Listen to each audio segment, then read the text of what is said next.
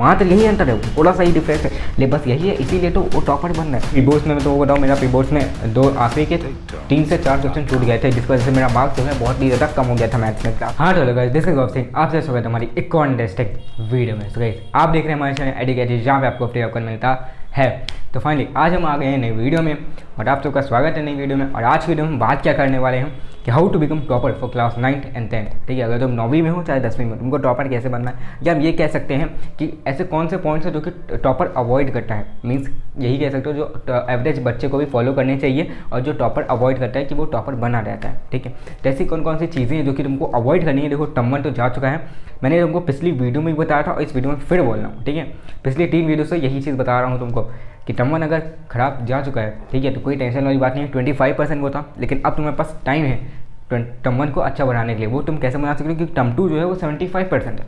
ठीक है, अगर तुम इसको भी गवा देते हो तो भाई उसमें ना ही मैं कुछ कर सकता हूँ, ना ही तुम्हारे टीचर्स कर सकते हो, ना ही तुम खुद कर सकते हो।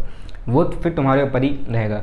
एक गलती तुमने की, ठीक है, वाइजेस्ट मैन वही कहता है जो एक गलती करता है लेकिन उसको दोबारा सुधार लेता है। ठीक है, अगर हमने सुधार ली या तुमने सुधार ली तो ठीक है, नहीं सुधारी तो वो फिर जो गिल्ट फील होगा ना, वो सिर्फ तुम्हारे लिए होगा और किसी के लिए नहीं होगा। उससे किसी को कुछ घंटा फ़र्क नहीं पड़ रहा होगा कि तुम्हारे साथ क्या हो रहा है। ठीक है, तो प्लीज़ इस वीडियो को एंड तक देखना, समझना इस पॉइंट्स को। ठीक है, हमारे अंदर आग है टॉपर बनने की, तो भाई तुम इस वीडियो को ज़रूर देखोगे और समझोगे।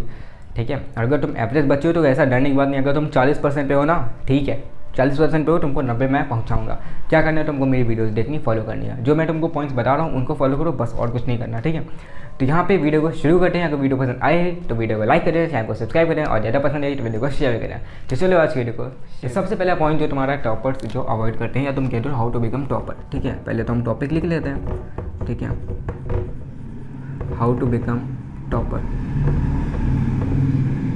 अब तुम चाहे 9वीं में हो, चाहे 10वीं में हो, और चाहे तुम 8वीं 7वीं जिस भी क्लास में हो, कोई स्पेसिफिक क्लास के लिए नहीं है मैं कह दूँ। ठीक है, स्पेसिफिक क्लास में तुमको बस सिर्फ टॉपर कैसे बनना है। ठीक है, तो पहला पॉइंट जो तुम्हारा आता है, ठीक है, कंप्लीट द सिलेबस। भाई ये तो इम्पॉर्टेंट है और ये कॉमन है, कंप्लीट द सिलेबस। ठीक है, पहला पॉइंट जो तुम्हारा आता है वो है कंप्लीट द सिलेबस, कि भाई तुमको सिलेबस तो पहले कंप्लीट करना है। और पहले तो मैं ये बताना चाहिए कि तुम्हारे सिलेबस में आ क्या रहा है। ठीक है, टम 1 तो हमारा जा चुका है, अब हमारा बचा है टम 2। टम 2 जो होगा पूरा सब्जेक्टिव होगा।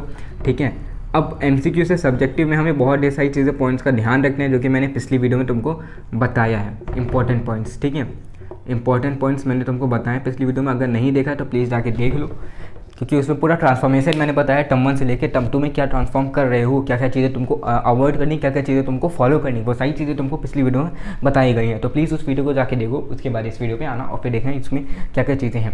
ठीक है, तो मैंने उसमें बता दिया। अब तुम्हारा सब्जेक्टिव होने वाला है, तो भाई आदत बना लो। पहली बात तो मेन इंपॉर्टेंट थिंग है यहाँ पे राइटिंग की। ठीक है, हमें अभी तक राइटिंग की बिल्कुल आदत ही नहीं थी, राइटिंग की तो आदत छूट ही गई थी भाई। ना टीचर कॉपी बनवा रहा था, ना कुछ कर रहा था। अब हमारा स्कूल खुला है, टम 1 में तो वैसे भी हमने कॉपी बनाई नहीं थी, अब शायद हमें कॉपी बनानी पड़ेगी क्योंकि ये सब्जेक्टिव है। ठीक है, तो पहले राइटिंग की आदत डालो, मेन चीज़ तो यही है। जब लिखोगे नहीं तब तक तुम सब्जेक्टिव एग्जाम में क्या कर पाओगे। ठीक है, वहाँ पे लिखने के लिए टाइम मैनेजमेंट चाहिए। ठीक है, टाइम मैनेजमेंट जब तक नहीं होगा तब तक तुम्हारा पेपर नहीं अच्छा होगा, और पेपर नहीं अच्छा होगा तो तुम्हारे मार्क्स कम आएंगे, और मार्क्स कम आएंगे तो तुम टॉपर नहीं बन पाओगे।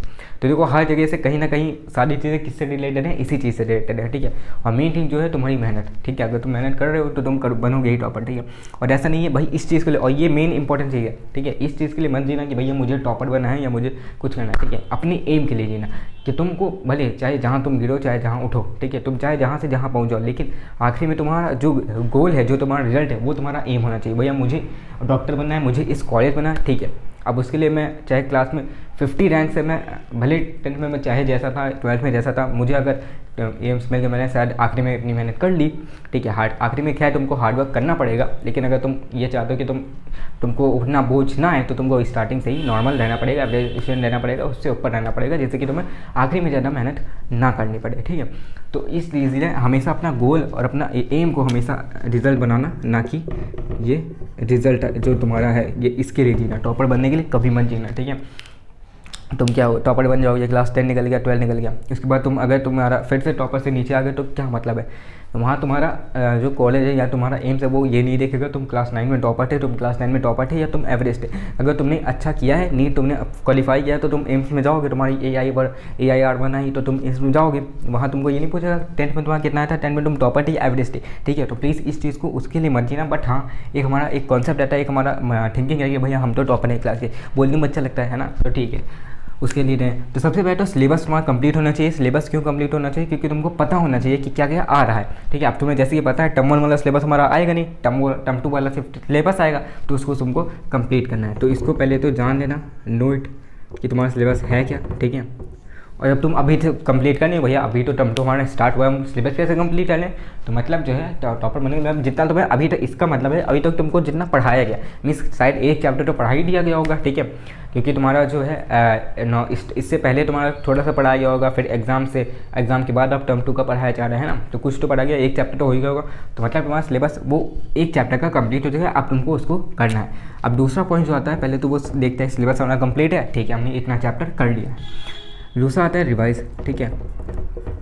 Revision is the key to success कह दो तुम, ठीक है। रिवाइज है तुमने जो भी किया है, ठीक है, जितने भी टीचर ने जो भी पढ़ाया है, अब उसको क्या करना है, तो वो रिवाइज करना है। भैया टीचर ने क्या क्या पढ़ाया हमें पता तो चले, ठीक है। हम स्कूल में तो गए, हम वापस आ गए, हमने बैग रख दिया, उसके बाद देखा ही नहीं कि टीचर ने क्या पढ़ाया, ठीक है, हमें पता ही नहीं है। रात में हम जब सोने से पहले डायरी खोलते हैं अपनी साइन कराने के लिए पेरेंट्स से, ठीक है। अगर तुम्हारे होती हो तो, मेरे यहाँ तो होती है तो मैं देखता हूँ ना, तो अगर तुम्हारे होती हुई तो शायद तुम देखते हो ना, तो वो भी नहीं देखते होंगे कुछ स्टूडेंट्स, ठीक है। तो प्लीज़ इस चीज़ को रिवाइज करना है, सिलेबस को कंप्लीट कर लो, इस चैप्टर को कंप्लीट करो, फिर इसको रिवाइज करो कि भैया हाँ मुझे इतना रिवाइज हो गया, ठीक है। तीसरा, स्टडी कितना करना है। स्टडी तुमको, स्टडी मैंने टाइम टेबल जो है, study according to your time table, मैं आवर्स यहाँ पे नहीं कहूँगा, study according to your TT मतलब टाइम टेबल, ठीक है। टाइम टेबल जो भी तुम्हारा है उसके हिसाब से करना है तुमको फॉलो। बेस्ट टाइम टेबल मैंने तुमको पिछली वीडियो में बताया है क्या टाइम टेबल रहेगा, और तुमको कौन सा टाइम टेबल फॉलो करना है, day wise, month wise, week wise, ठीक है, वो मैंने बता दिया कि कौन सा फॉलो करना है, उस डे वाइज फॉलो करना है, मैंने तुमको पिछली वीडियो में बताया है, ठीक है। Study according to time table हो गया, रिवाइज करना है, कंप्लीट द सिलेबस, ठीक है। अब फोर्थ जो आता है तुम्हारा, ठीक है, डू द क्वेश्चंस, ठीक है, डू द क्वेश्चंस।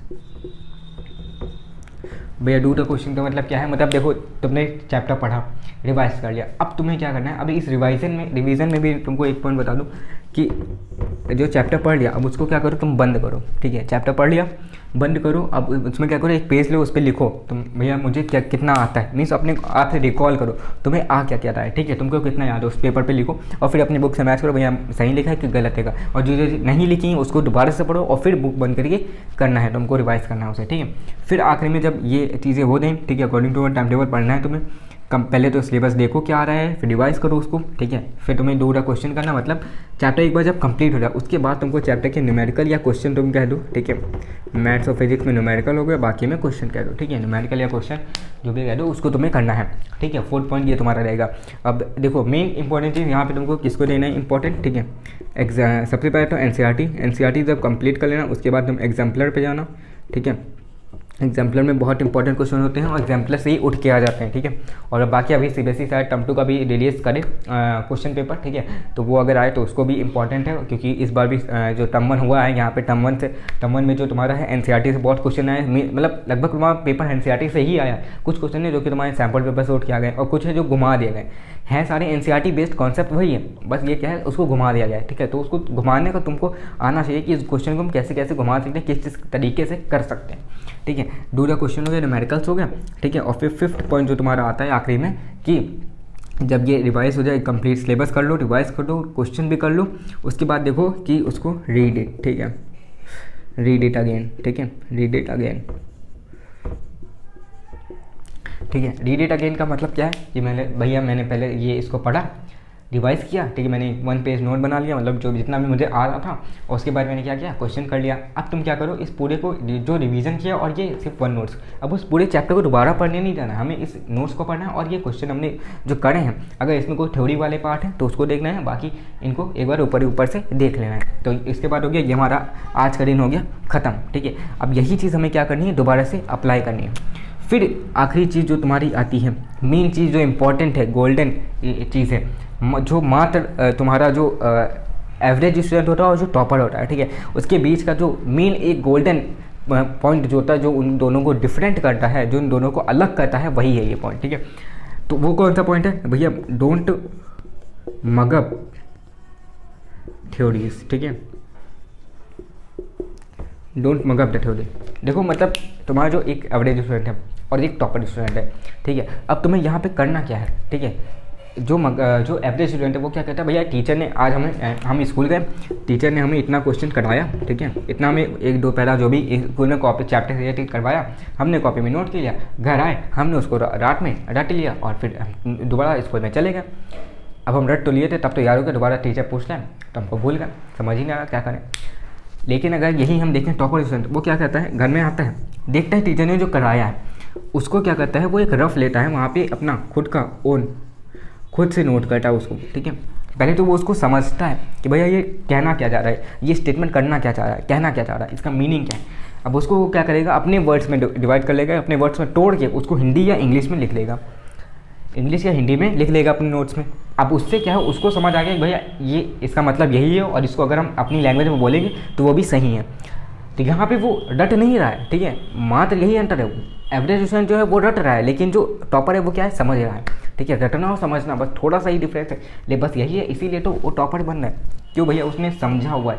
वो अपने अगर उससे कोई पूछे तो वो ऐसा नहीं कि तुम्हारे टीचर ये नहीं बोल रहा कि तुम जो मैंने लिखवाया है कॉपी में सेम टू सेम वही बोलो, टीचर कभी नहीं कहेगा। उसको वो क्वेश्चन पूछेगा, तुमको बस उसका सही आंसर देना है, ठीक है। अब सही आंसर तुम कैसे दोगे भैया, अगर तुम्हें अपने आप से आता है, खुद से तुमने लिख रखा है तो वही बोल दो। अगर तुम्हें याद है उसको जो टीचर ने लिखवाया सेम टू सेम वही समझ आ गया तो तुम टीचर का आंसर बोल दो। टीचर को चाहिए तुमको कॉन्सेप्ट समझ आया कि नहीं, और तुमको समझ आ रहा है कि नहीं, और तुमको समझ आएगा कि नहीं, और तुमने सही आंसर दिया है या नहीं दिया।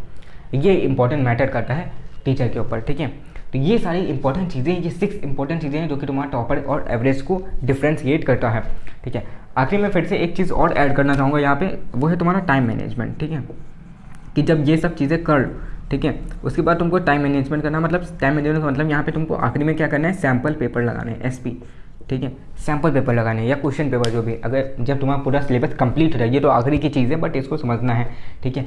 अगर तुम चैप्टर वाइज भी क्वेश्चन कर रहे हो तो बहुत ही बढ़िया, मतलब तुम जब न्यूमेरिकल्स करोगे तो उसमें भी क्या करो कि एक टाइम लिमिट रख लो कि भैया इतना टाइम लगेगा मुझे, इसमें इतने क्वेश्चन करने हैं। एक दिन पहले दिन करोगे तुम, अगर 30 क्वेश्चन तुमने रखा है उस लिमिट में, 30 क्या है बहुत ज़्यादा हो गए, 1.5 घंटे में 25 में रखता हूँ, ठीक है। 1.5 घंटा का टाइम, 2 घंटे का टाइम रखो, 2 घंटे तुम्हारा टर्म 2 में मिलेगा, ठीक है। और 30 क्वेश्चन रख लो, 25 क्वेश्चन रख लो। अब पहले दिन में क्या करेगा, तुम शायद 10 से 15 क्वेश्चन कर पाओ। दूसरे दिन क्या करो, तुमको क्वेश्चन आ रहे हैं, तुमको स्पीड बन चुकी है तो भैया इतना मुझे टाइम अलॉट करना है। दूसरे दिन क्या करो, तुम शायद 20 क्वेश्चन कर लो, 22 क्वेश्चन कर लो। और फिर तीसरा दिन ऐसा आएगा जब तुम टाइम लिमिट के अंदर ही या तुम टाइम के रेंज में एकदम करेक्ट तुम 25 क्वेश्चन करोगे। और चौथा दिन ऐसा आएगा जब तुम टाइम लिमिट के अंदर ही तुम अपना पूरा क्वेश्चन पेपर करोगे, तुम्हारे पास टाइम बच भी जाएगा 20 से 25 मिनट एक्स्ट्रा या 10 मिनट एक्स्ट्रा रिवीजन के लिए, ठीक है। तो हमें वो क्या करना है, टाइम मैनेजमेंट करना है, ठीक है। इससे क्या है, हमारी ये क्या है, प्रैक्टिस हो रही, रिवीजन, यही रिवीजन ही तुम्हारा काम आएगा, ठीक है। रिवीजन हमें करना है, न्यूमेरिकल सारे करना है, देखना हमें टाइम मैनेजमेंट करना है भैया, क्योंकि पेपर जो है वो तुम्हारा 2 घंटे का होने वाला है, ठीक है। अब तुम अगर उसमें मैनेज नहीं करोगे तो क्या होगा, देखो हमारे में था, मेरा भी प्री बोर्ड्स में, मैं तुमको बताऊँ, मेरा प्री बोर्ड्स में आखिरी के 3 से 4 क्वेश्चन छूट गए थे, जिसकी वजह से मेरा मार्क्स जो है बहुत ही ज़्यादा कम हो गया था मैथ्स में क्लास 10th में, ठीक है।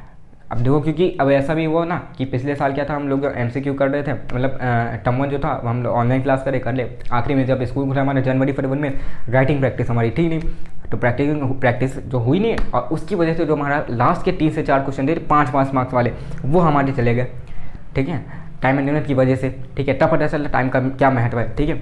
तो वो चीज़ बहुत ही ज़्यादा बाद में गिल्ट करती है तुमको कि गाछ में कर लेता तो शायद मेरे क्वेश्चन हो जाते, ठीक है।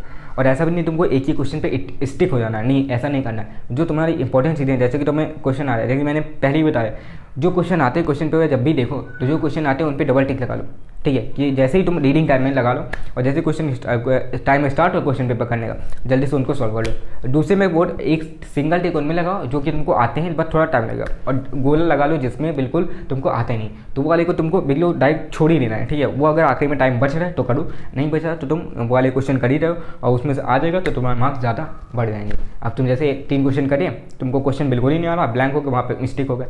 अब उसके आगे के शायद तुमको ज़्यादा आते थे लेकिन तुमने वो किए नहीं, इसके चक्कर में तो तुम्हारा मार्क्स क्या है, डाउन हो गया, ठीक है। तो टाइम मैनेजमेंट बहुत ही ज़्यादा इंपॉर्टेंट देता है, ठीक है। और एक मैनेजमेंट सिस्टम होता है तुम्हारा क्वेश्चन पेपर, कैसे तुम हर चीज़ को अटेंड करते हो, कैसे उसको मैनेज करते हो, ठीक है। मैनेजमेंट और टाइम दोनों ही बहुत ज़्यादा इंपॉर्टेंट है। तो यही चीज़ें हैं जो तुमको टॉपर और एवरेज स्टूडेंट में डिफ्रेंशिएट करती हैं। तो अगर तुमको वीडियो पसंद आई हो और ये चीज़ें समझ आई हो, ठीक है, तो प्लीज़ इस वीडियो को लाइक कर देना, चैनल को सब्सक्राइब कर देना और बेल आइकन बनाना भूलना। सी नेक्स्ट वीडियो, किसी नेक्स्ट वीडियो में मिलते हैं, ठीक है। अगर तुम्हें किसी टॉपिक पे वीडियो चाहिए तो तुम कमेंट कर सकते हो, इंस्टाग्राम पे मुझे डाउट पूछ सकते हो कुछ भी, और टेलीग्राम जो है उसको ज्वाइन कर लेना, क्योंकि वहाँ पे जो है तुम्हारा जितना भी वो इंपॉर्टेंट मटेरियल है क्लास 10 का, क्लास 9 का, वो सारी चीज़ें वहीं पर अपलोड होती है। तो लिंक डिस्क्रिप्शन में तीनों की, इंस्टाग्राम की और तुम्हारे टेलीग्राम ग्रुप की और मेरी वेबसाइट की, जहाँ पे तुमको MCQ मिल जाता है, ठीक है। तो वो सब चीज़ें ज्वाइन कर लेना। और अगर वीडियो पसंद आई है तो फिर से मैं बोल रहा हूँ, वीडियो को लाइक करें, चैनल को सब्सक्राइब करें और वीडियो को शेयर करें। See next video, till then bye.